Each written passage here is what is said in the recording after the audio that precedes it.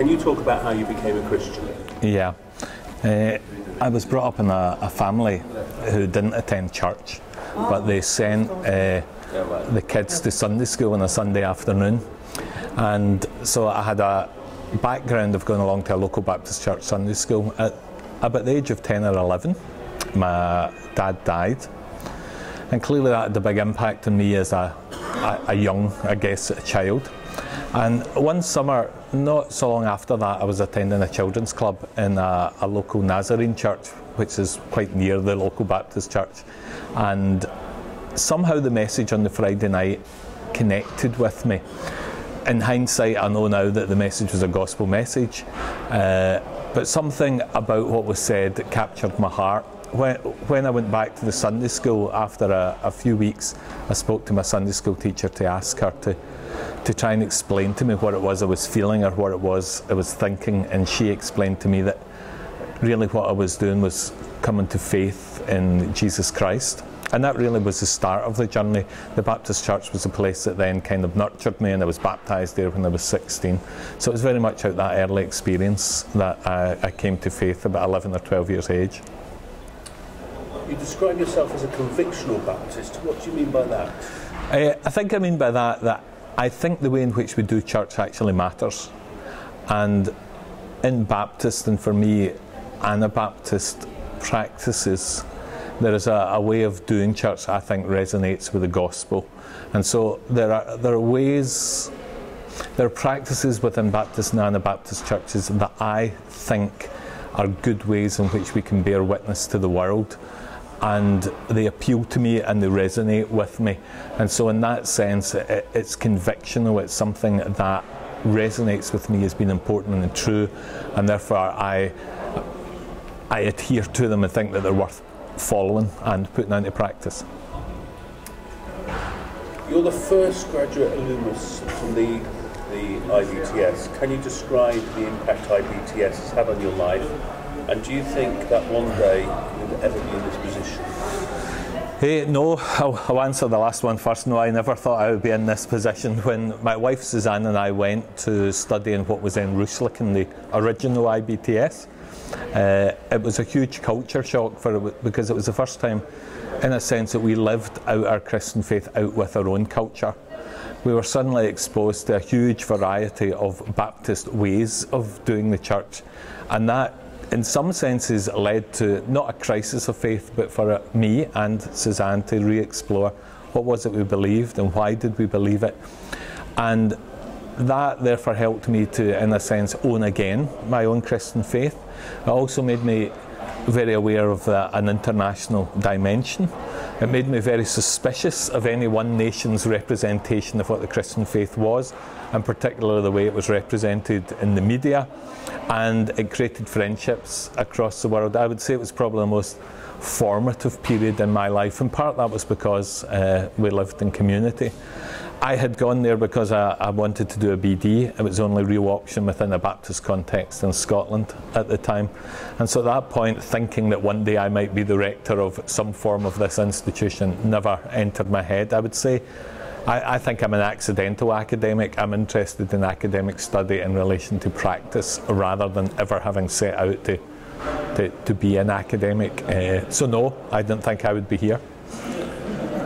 And how would you describe IBTS's importance to the wider Baptist family? That at the moment is something I keep reflecting on. I think a couple of things. Historically, it's helped produce and provide leaders, certainly within Europe, both in unions, in churches and in some of our colleges. At the present, I think what it offers is, it offers an opportunity for people to study in issues related to their own context, but to do that with an international perspective. And I think that the other thing IBTS does is it does do the international perspective. So in a sense, part of it does look at Europe, if you want to put it like that, as an entity. So folk can either come and do, we want to look at that more European perspective, and that can become a focus or an area of their studies, or they can come to study locally, but they study the local in the light of the international and are exposed to the variety of views from teachers from a variety of places and also are exposed to students from a variety of contexts. And I think that challenges our own views and our own perspectives. Moving on to your homeland, the dust is now settled. What impact will the referendum on independence have on Scotland, and what is the role of the churches in this new landscape? I don't actually think the dust has settled yet, so I'm not quite sure what the new landscape's going to be. At the point when the referendum was announced, I thought it provided an opportunity for Baptist churches to try and work out how do they think the issues of mission and discipleship relate to the wider socio-economic and political context. I'm not sure how many of them did that. And therefore it might simply be that in the new landscape churches will carry on as they did before, not engaging with it. But I think for churches who have embraced that what is happening politically is part of the context in which we do our mission and ministry, I hope that that's something they'll carry on into it. But it's quite difficult at the moment to see what they will do. A number talk about being involved in reconciliation. I don't exactly know what that means.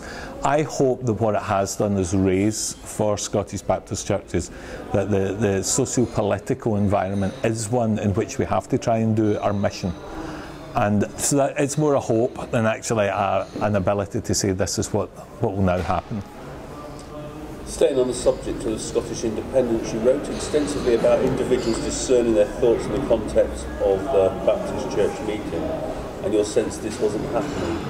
Do you think the church meeting has lost something, and what do you want to see recaptured? I don't know whether it's lost something, because I'm not really sure what it ever was.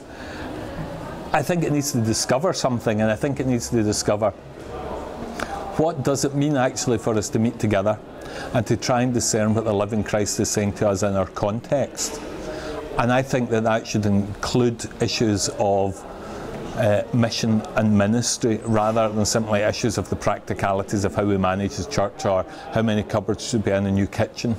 I think for me it is that meeting should become a very important part of our mission and discipleship, where we meet together, where we talk together, where we discern together, and we try and work out in context what actually is Jesus Christ saying to us about how we should bear witness to him in this particular location. That, I think, is an exciting opportunity that folks in Baptist churches have. I'm not sure we fully embrace the opportunity to do that. So whether it's a rediscovery, I don't know, but I certainly think it's about putting that practice at the centre of what we do in our church life and in our ministry, our mission, our discipleship. And a gentle one to end, what is your favourite worship song or hymn? Oh, it's an old one. It would be Thou My Vision, but probably played to a little bit of a Celtic beat. Thank you.